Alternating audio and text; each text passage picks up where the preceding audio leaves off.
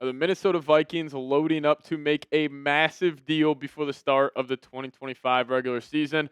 We're going to be talking about it on today's edition of Vikings Now by Chat Sports. My name is Patrick Siepman, and welcome into today's show. So why are we talking about the Vikings making a big-time trade? Because over the last week, the Vikings have accumulated a lot of draft picks, opened up some cap space, and right now the Vikings have $31.5 million free on the books for this upcoming season. Then if you're including comp picks for the 2026 NFL Draft, the Vikings have 10 picks. And also, Vikings fans, we got some great news on a potential trade at the wide receiver position. This just breaking from Ian Rappaport saying Raiders wide receiver Jakobi Meyers recently met with the team brass and requested to be traded. The team, citing his value, said they had no plans to do so. Meyers and the team attempted to negotiate a new contract, but could not come to terms. And then even on top of that, Diana Rossini tweeting this out after that news. The Raiders, Steelers, Vikings, and Jets continue to scour the veteran wide receiver market ahead of roster cutdown day. So in terms of Jakobi Meyers, this makes a ton of sense for the Minnesota Vikings. And number one being, this guy's a legit wide receiver too. And he would be the best wide receiver 3 in the National Football League once Addison gets back from that suspension. Now, I know a lot of us, we want them to go out there and get Adam Thielen, and, I would be in on an Adam Thielen deal, but there's also no doubt in my mind that Jakobi Meyers is significantly better than what Adam Thielen is at this point. Also, Meyers, very versatile wide receiver, can play the true X, can play Y, can hop in and play the slot. So when you have Addison, Jefferson, and Meyers all hypothetically out there, you can move them all around the field. And then with Meyers, again, him wanting a new contract with whatever team he does get traded to or the Las Vegas Raiders, I could see the Vikings maybe giving him, an uptick in like base salary this upcoming year, maybe get him to like $18 million per year, which you have the money to do so. And then if you just let him walk this next upcoming free agency, maybe you trade a 3rd-round pick for him right now, but that could just be a 4th-round comp pick this time next season. And you also get more flexibility with Addison's future, because I fully expect the Vikings to lock up Addison long-term next summer, but let's just say the Vikings, don't want to make that move. Adding a guy like Jakobi Meyers, at least just a leverage play from the Vikings front office, could be, on the table. And then also, we've been talking about the Vikings making their Super Bowl move, kind of saying F them picks and going out there and adding some more talent. Jakobi Meyers fits that bill. So I would be all in on it, but I'll ask you guys this, talking about the biggest need on the Vikings roster. What say you on this one? What is the biggest need on the Vikings roster? Are you going with the wide receiver position, or are you going with the cornerback position? You guys let me know your thoughts down below. Now, I think there's no doubt these two are the biggest needs on the Vikings roster. It's on the perimeter. And, I think if you go a little bit more in depth on this, I think corner, bigger picture, is a way bigger need than the wide receiver position. So I do think short term, wide receiver, no doubt, is a bigger need, because right now you're rolling into week 1. Justin Jefferson's running mate, we don't know who that is. Like, we don't know who the wide receiver 2 is on this team. But also, once you get Naylor back from injury, once you get Addison back from that suspension, I can make a case that wide receiver really isn't a need whatsoever. But long term for this Vikings team throughout the whole season, it's cornerback. And we'll talk about the cornerback position on the tail half of today's show.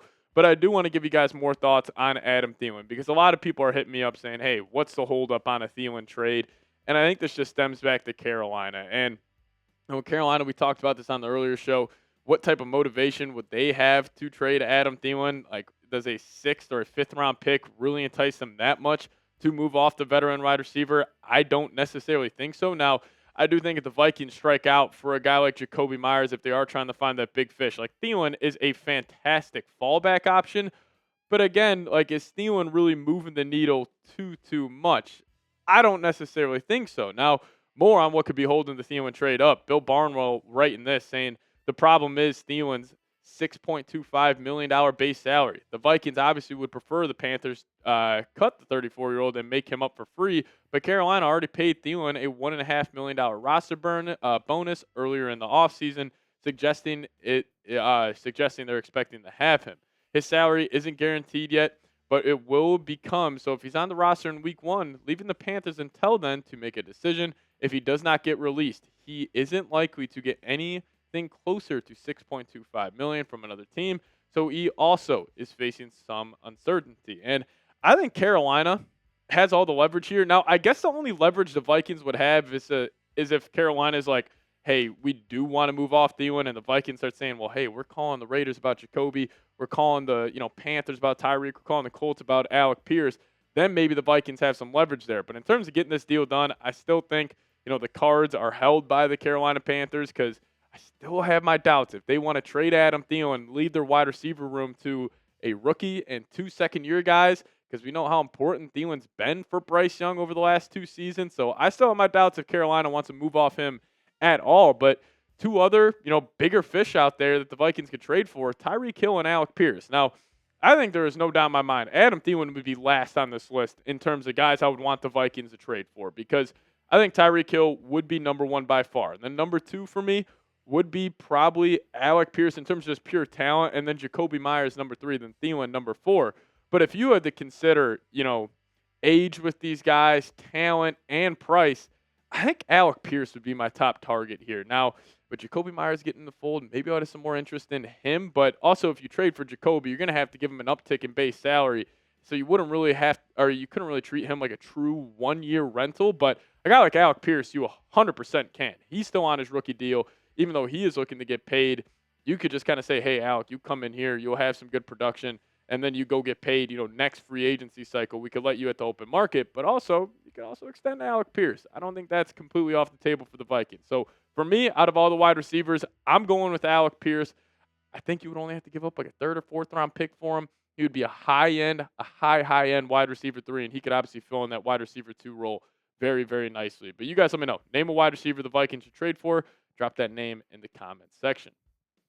Now, I do want to talk about a pair of cornerbacks that the Vikings could potentially bring in. One guy that they could just sign. So we'll talk about that here in a second. But before we do so, I got to let you know about today's sponsor. And today's episode is brought to you by PrizePicks. Now, football season is almost here, and college football is here. So don't miss any of the action this season on PrizePicks. And if you guys download the PrizePicks app today, plug in that promo code CLNS. We'll hook you guys up with $50 in lineups after you play your first $5 lineup. PrizePicks is simple to play. You just got to pick more or less on 2 to 6 player stat projections. And if you get your picks right, you could cash in and win up to 2,000 times your money. PrizePicks is also the best way to get action on sports in more than 40 states, including California, Texas, Florida, and Georgia. And PrizePicks puts their members first. So all withdrawals are fast, safe, and secure. PrizePicks offers Venmo, Apple Pay, MasterCard, and more for quick and easy deposits into your account this football season. Now, speaking about week 1 of the football season, Thursday night, the kickoff between the Cowboys and the Eagles.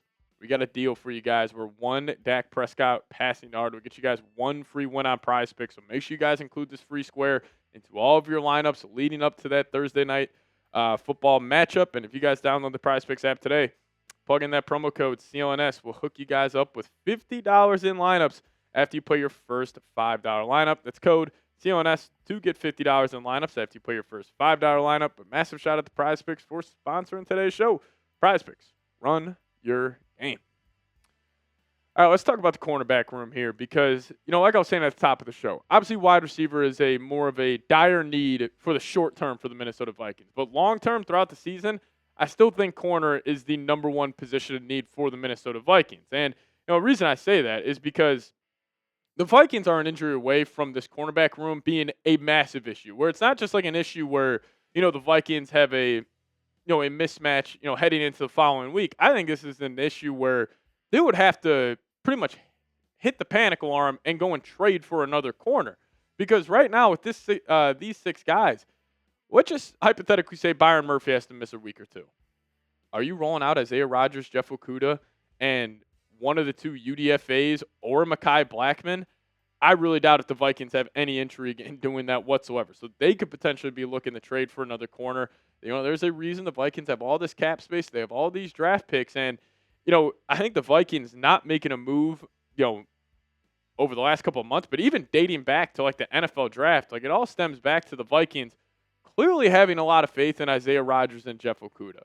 Like clearly they believe both of those guys can be true starters for all 17 games this season. Because if they didn't, there would already be another corner on this roster. Now, maybe the Vikings are still in contact with Stephon Gilmore.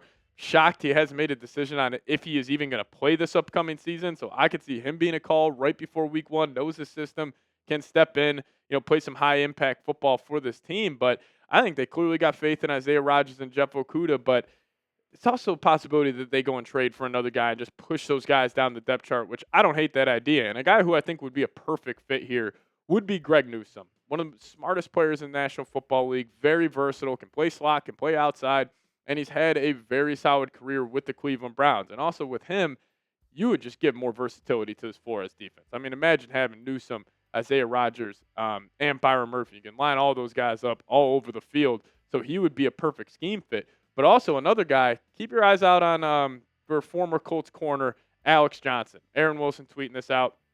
The Colts have released cornerback Alex Johnson. He had a PFF cover grade of 90.3 overall this preseason, and he had an 86.8 overall grade and 101 preseason snaps over 3 games.